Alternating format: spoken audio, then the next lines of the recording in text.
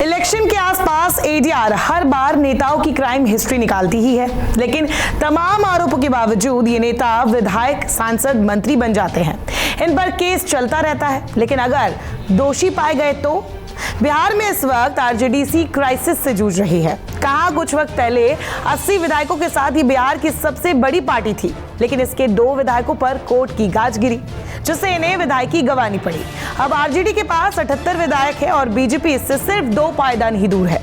और यकीन मानिए, ये संख्या लालू प्रसाद यादव और तेजस्वी की टेंशन जरूर बढ़ाने वाला है। ये बड़ी पार्टी बनना इतना अहम क्यों है? तो इसके लिए आपको पीछे जाना पड़ेगा। अगस्त जब बीजेपी से जेडीयू ने अपना रिश्ता तोड़ लिया था। मुख्यमंत्री नीतीश कुमार जानते थे कि उन्हें अपनी कुर्सी तो नहीं छोड़नी पड़ेगी, लेकिन कैसे? क्योंकि इलेक्शन के बाद बीजेपी ही बिहार में सबसे बड़ी पार्टी थी।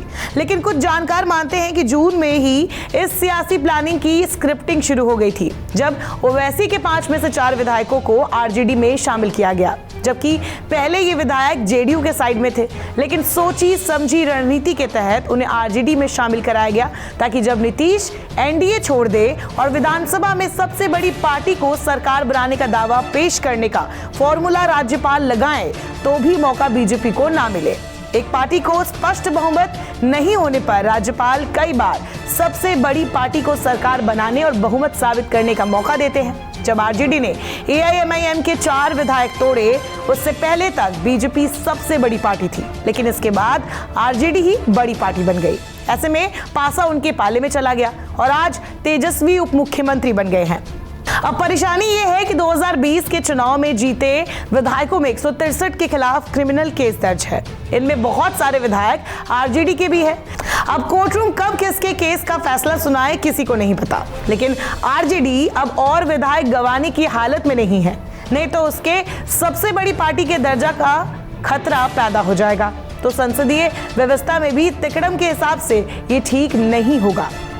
बता दें, जो 2 आरजेडी विधायकों ने विधायकी गंवाई है, उनमें कुढ़नी के एमएलए अनिल साहनी और मोकामा के विधायक अनंत सिंह शामिल है। साहनी बतौर राज्यसभा सांसद एलटीसी घोटाला करने के आरोप में सजा याफ्ता होने के बाद विधायकी गंवा चुके हैं। वही अनंत सिंह AK-47 रखने के केस में सजा होने पर जुलाई में विधानसभा से बाहर हो गए थे। अनंत सिंह की सीट पर उपचुनाव हो रहा है, जहां 3 नवंबर को वोटिंग होगी। उनकी पत्नी नीलम देवी आरजेडी से ही चुनाव लड़ रही हैं, जिस पर आरजेडी का पूरा फोकस है। 2018 में भी आरजेडी के 2 विधायक रोहतास की डेहरी सीट से विधायक इलियास हुसैन और नवादा से विधायक रहे राज बल्लभ यादव को विधायकी गंवानी पड़ी थी। एक पर अलकतरा घोटाले का आरोप था, दूसरे पर रेप केस का मामला था। खैर, सवाल ये भी है कि आखिरकार राजनीतिक दल ऐसे क्रिमिनल रिकॉर्ड वाले दावेदारों पर जनता की किस्मत का फैसला क्यों छोड़ देते हैं, पर ये एक अलग मुद्दा है। इस पर फिर कभी बात करेंगे।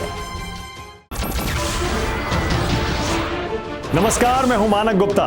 अगर आपको हमारा ये वीडियो पसंद आया हो तो इसे लाइक और शेयर जरूर करें, और हाँ, हमें सब्सक्राइब और फॉलो करना ना भूलें, ताकि आप देश और दुनिया की कोई खबर मिस ना करें।